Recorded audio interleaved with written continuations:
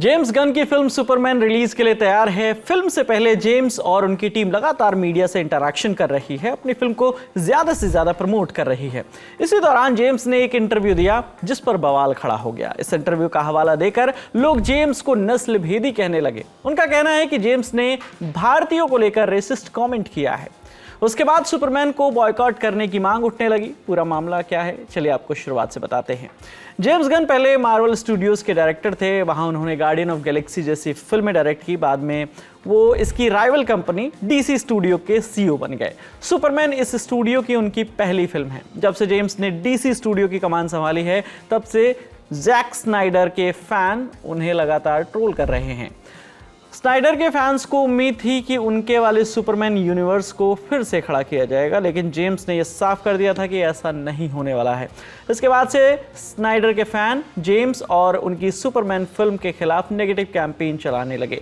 Superman के promotion के दौरान रील रिजेक्ट्स चैनल के ग्रेग एल्बा ने जेम्स से पूछा कि वो ऑनलाइन हेट को कैसे डील करते हैं। उनका इशारा स्नाइडर फैन से मिल रही नफरत की ओर था।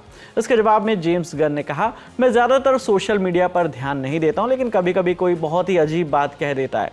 कभी कभी लगता है कि मैं इंडिया में बैठे किसी 12 साल के बच्चे की बात से परेशान हो रहा हूं।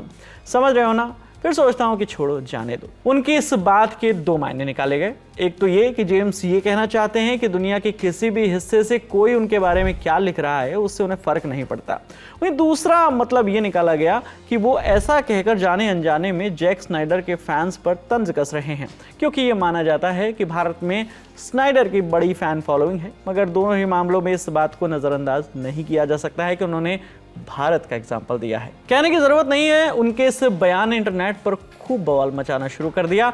इतना कि भारत का एक तबका इसे रेसिस्ट कमेंट बताकर सुपरमैन फिल्म को ही बायकॉट करने की मांग करने लगा। हालांकि एक दूसरा पक्ष ये भी है कि जेम्स गन अक्सर भारत के लिए अपना प्यार बरसाते रहते हैं। हाल ही में उन्होंने यहाँ तक कहा था कि वो किसी इंडियन एक्टर को अपनी सुपर हीरो फिल्मों में देखना चाहते हैं। 2023 में हिंदुस्तान टाइम्स से हुई बातचीत में उन्होंने माना था कि उनके ऊपर इंडियन फिल्मों का काफ़ी ज़्यादा इन्फ्लुएंस रहा है। बॉलीवुड फिल्मों की तारीफ करते हुए उन्होंने कहा कि इनमें प्यार, ड्रामा और बहुत सारा म्यूजिक होता है, इसलिए वो इन्हें बहुत पसंद करते हैं। तो आप दर्शकों की इस पर क्या राय है, आप हमें कमेंट सेक्शन में जरूर बताइएगा। आपके लिए तमाम जानकारी जुटाई है हमारे साथी शुभांजल ने। मेरा नाम विकास वर्मा है। देखते रहिए ललन टॉप सिनेमा। शुक्रिया।